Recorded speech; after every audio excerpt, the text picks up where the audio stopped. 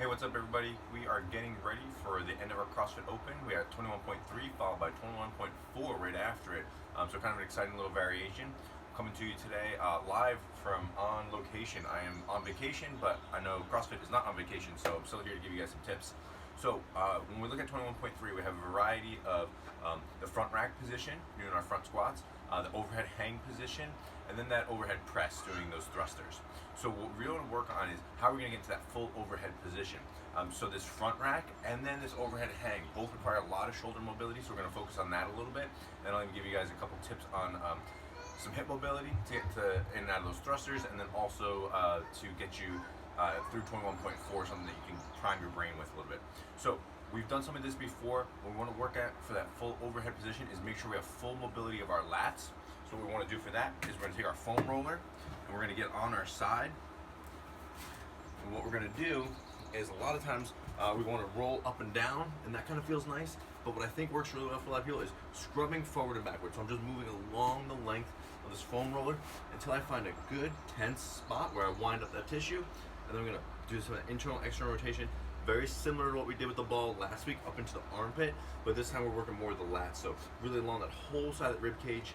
I might be a little more rotated forward, a little more rotated backwards, but I just want to scrub forward and back, find a spot, and then work on some of that motion with our lat. Now that is going to help us quite a bit with our front rack position. A lot of people that have wrist problems in getting into this position don't have good mobility in their shoulders. So if we get to that better position here, that's going to help free up that wrist a little bit. We're going to come back to that wrist in just a moment. The other thing that we want to work on is in this full overhead position, or this overhead hang position, is getting full thoracic extension. So we got our foam roller out. We're just going to get onto our back with it. And from here, what we're going to do is we're going to cross our arms across our chest, like we're giving ourselves a big hug. Keep our chin tucked down, and we're going to kind of arch over that foam roller, just over that point. And then I'm going to move to another point. I'm going to arch over that. And I just want to find whatever segment is stiff, and then I'm kind of doing a reverse crunch over that. Now, as I work in the middle, that's pretty general. I can be a little more biased if I rotate to one side. So I rotate forward a little bit, and then I can arch over that segment, relocate, arch over that segment, and of course I can do that to both sides and find what's my stiffest area that I'm working on.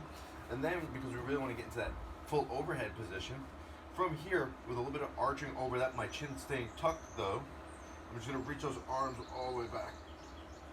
And I want to keep my elbows straight. I'm a little limited by the wall here, but I want to keep elbows straight. Think about that full hang position. I want to be a little bit of thoracic extension, and then reaching those arms back, right, with those elbows staying straight. And I can, again, bias that into different locations where I'm really working on that extension. And I can even play around with lifting my butt up or down here, maybe holding my butt up and really working those arms back. So that's going to give me that full motion through my trunk and through my shoulders. Then to keep up with that front rack position, to help with some of that wrist stuff, and a lot of this lat stuff and thoracic mobility is going to help. If you're a person that has pain in that front rack position at your wrist, you'd be surprised at how much of it comes from your shoulder. So don't just chase the wrist, but here's a way that we can work on the wrist. Is we're going to take our lacrosse ball, we're going to just put it at the base of the thumb. We're going to apply a little bit of pressure, and then I'm going to twist this ball like I'm screwing it in there. I'm going to twist it in there to attack some tissue, and then from there I can open and close my hand. I can move my wrist around, open and close my thumb. Right, and I can work all around that wrist, and then including around the pinky side of the thumb too. So again, just press it in. I turn that to tack up that tissue, and I'm going to move that wrist and try to get that a little more mobile, get a little more freedom in those wrists. Obviously both sides. So that's how we're going to work on getting a little bit more shoulder mobility to get that overhead hang with thoracic extension, get a little bit better position for our front rack, loosen up those wrists a little bit. The other thing that we're going to have to get to when we get into that full overhead hang position is we need to have that full hip extension, right? When we're going into our kipping pull-ups or we're getting into our backswing a little bit, right? We want to have full motion here. We don't want to be kipping with our hips stuck in a flex position. So what we're going to do for that is get into a half kneeling position, and then I want to keep my weight over my knee here, and you can use a pad under your knee if you need to. And I want to stay nice and vertical, and all I'm going to do is I'm going to squeeze this butt cheek and push my hip forward just a little bit. I'm going to feel that in the top few inches of the front of my hip here. What we don't need is a big shift forward or a big arch back. I just need to squeeze my butt cheek and feel it right in these couple inches of the front of my hip. Now you can bias this a little bit. You might find that you need more internal or external rotation. So all I'm going to do is move the position of this foot. So if I move my foot out, that's going to relatively internally rotate my hip, and I can try that, and that might be a bigger stretch for me. Some people, I might need to rotate the other way. So take the tension off my hip, rotate my foot across my body, and then do that same thing. Now I'm more into an externally rotated position. So what we're looking for is how do we get that stretch in that front of that hip capsule, so that way when we're going into our kips and we're getting into our full overhead thruster position, right, we get full extension out of our hips. So that's how we're going to work on getting our hips to be more mobile. Now the last concept to work on, and this will really help out with the 21.4, but really with any of your lifting and your training going forward here, I've been working on this with a lot of athletes lately, is we want to think of how can we stabilize our pelvis before we brace our abdominals, right? We so much talk about abdominal bracing, and that's not a really definitive cue, right? People abdominally brace differently. So here's the idea. What I want you to try is you're going to lay down on your back. I'm going to be kind of angled here. And just nice and relaxed. If you just brace your abdominals, right? Brace your abdominals, you're probably going to notice that your pelvis kind of gets pulled a little bit when you do that. Right? Now your rib cage gets pulled down and your pelvis gets pulled up, and that's how we brace our abdominals. Now instead what I want you to do is you're going to point your toes down, you're going to squeeze your butt cheeks on, and now brace your abdominals. And what you're going to feel the difference is that instead of your pelvis pulling up when you brace your abdominals, is your rib cage is going to pull down.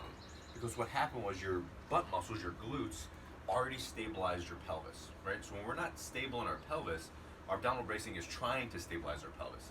But if we use our glute muscles to stabilize our pelvis, squeezing our butt at the top, right? Then our abdominal bracing is going to stabilize our thoracic spine, right? So we're gonna be able to transfer that power better.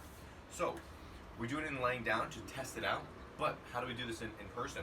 Is when we are getting ready for our lifts and we're coming up to a barbell, what we wanna do is prime our nervous system, give it a little trick, give it a target of what we're gonna aim for. So as I come up to it, what I'm gonna do is I'm gonna press my feet down. I'm going to externally rotate my feet. I'm screwing my feet into the ground, right? Creating that torque, creating that butt squeeze, right? I'm squeezing my butt cheeks. I'm bracing my abdominals now, and I'm gazing straight ahead. Now, as I hold this for a few seconds, my brain knows what's my target, where am I trying to get back to, right? So if I go through that first round, I'm going through my deadlift, right? I'm going to get up to the bar, I'm going to be nice and pressed down, rotated, butt squeezed, abdominals braced, gazing ahead. Hold that for a few seconds. Now, when I go into my lift, right, my brain already knows where am I going to? Back to here, right? Squeezing that butt at the top. I've organized it at the top, so I've given my brain a target. If I come in all lazy with it, my brain wants to get back to this position. Right, so I come in and I lift my bar, and I want to get back to this position. No, what I want to get back to is this position, right? So I'm just priming and giving a target. So we can do this with our deadlifts, right? Coming back to this. We can do it as we're getting ready to go into our clean, right? You know, I get into this position, my front rack, my butt squeezed, my feet pressed and rotated, my abdominals braced, right? So I know where am I coming back to, and even when we can go through anything into a full overhead push press.